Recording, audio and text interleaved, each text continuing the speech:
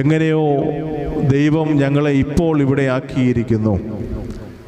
വീണ്ടും അദ്ദേഹം ആ താഴ്വാരങ്ങളിലേക്ക് ഇറങ്ങിച്ചെന്നപ്പോൾ കാണുവാൻ കഴിഞ്ഞത് ഓരോ ആളുകളിലെ കയ്യും കാലും തലയും ഹൃദയവും ഒക്കെ വെള്ളത്തിൽ കൂടി ഒഴുകി നടക്കുന്ന അവസ്ഥ. അതിൻ്റെയൊക്കെ അദ്ദേഹം എളുപ്പന്ന് ഫോട്ടോ എടുത്ത് എനിക്ക് അയച്ചു എന്ന് വെച്ചാൽ ഇതാണ് ഇവിടുത്തെ അവസ്ഥ.